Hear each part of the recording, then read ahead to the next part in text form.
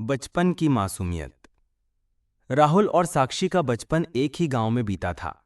दोनों पड़ोसी थे और अक्सर खेलते खेलते वक्त का पता ही नहीं चलता था।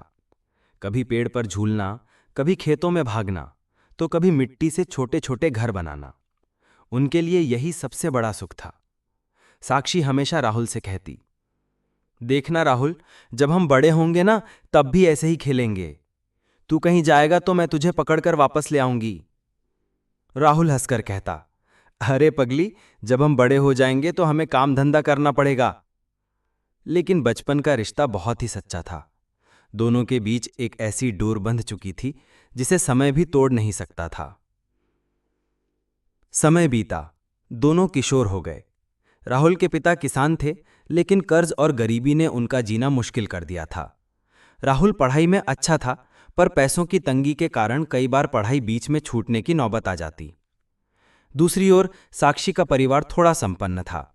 उसके पिता गांव के प्रधान थे और चाहते थे कि साक्षी शहर जाकर पढ़ाई करे। एक दिन साक्षी ने राहुल से कहा, राहुल, मैं अगले महीने शहर जा रही हूं। वहां बड़ा कॉलेज है, वहीं पढ़ूंगी। राहुल के चेहरे पर एक अजीब सी उदासी छा गई। उसने धीमे स्वर में कहा, तो क्या अब तो मुझे भूल जाएगी?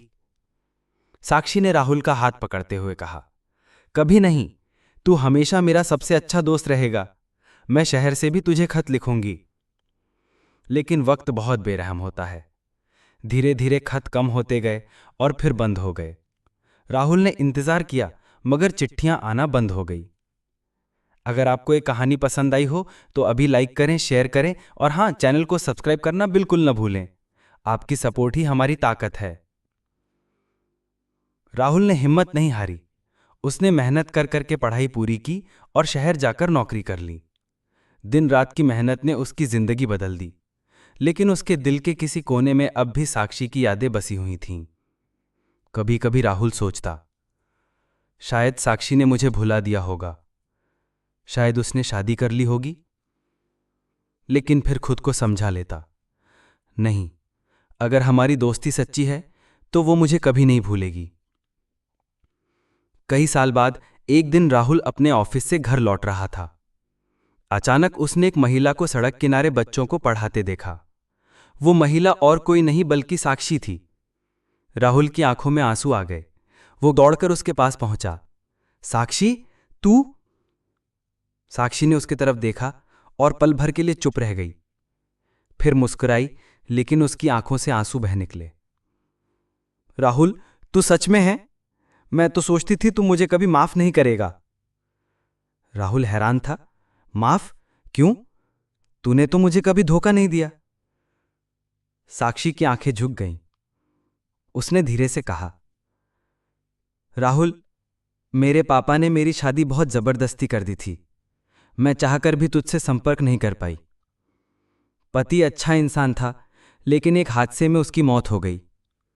तब से मैं इन अनाथ बच्चों को पढ़ा रही हूं। यही मेरी जिंदगी बन गई है। राहुल उसकी बातें सुनकर स्तब्ध रह गया। उसे लगा जैसे वक्त ने दोनों के साथ बहुत बड़ा खेल खेला है। राहुल ने धीरे से कहा, साक्षी, तूने इतनी बड़ी तकलीफ अकेले झेली और मुझे बताया भी नहीं। साक्षी की आंखों से आंसू छलक पड़े। मैं क्या करती राहुल, हालात ही ऐसे थे। लेकिन एक सच कहूं, मैंने हमेशा तुझे याद किया है। राहुल की आंखें भी भर आईं। वो खुद को रोक न सका और बोला, साक्षी, मुझे भी हमेशा तेरी कमी महसूस हुई है। दोनों चुपचाप एक दूसरे को देखते रहे, जैसे वक्त थम गया हो। राहुल ने साक्षी के साथ मिलकर उन बच्चों के लिए एक स्कूल खोलने का फैसला किया। उसने अपनी सारी कमाई बच्चों की पढ़ाई और स्कूल की इमारत बनाने में लगा दी। धीरे धीरे उनका स्कूल पूरे शहर में मशहूर हो गया। बच्चे उन्हें मां और भैया कहकर पुकारते थे। राहुल और साक्षी ने शादी नहीं की। दोनों ने फैसला किया कि उनकी असली जिंदगी यही बच्चे हैं। सालों बाद जब राहुल बूढ़ा हो चुका था, उसने अपनी आखिरी सांस लेने से पहले साक्षी से कहा, साक्षी, हमने भले ही पति पत्नी का रिश्ता नहीं निभाया, लेकिन हमने जो किया वो उससे कहीं बड़ा था। साक्षी ने आंसुओं में मुस्कुराते हुए कहा, हाँ राहुल, हम दोनों ने जो प्यार किया वो इंसानों से ज्यादा इंसानियत के लिए था। और इसी के साथ राहुल की आंखें हमेशा के लिए बंद हो गईं। साक्षी ने बच्चों को गले लगाकर कहा, अब ये सब मेरे राहुल हैं। अगर आपको ये कहानी पसंद आई हो तो अभी लाइक करें, शेयर करें और हाँ, चैनल को सब्सक्राइब करना बिल्कुल ना भूलें। आपकी सपोर्ट ही हमारी ताकत है।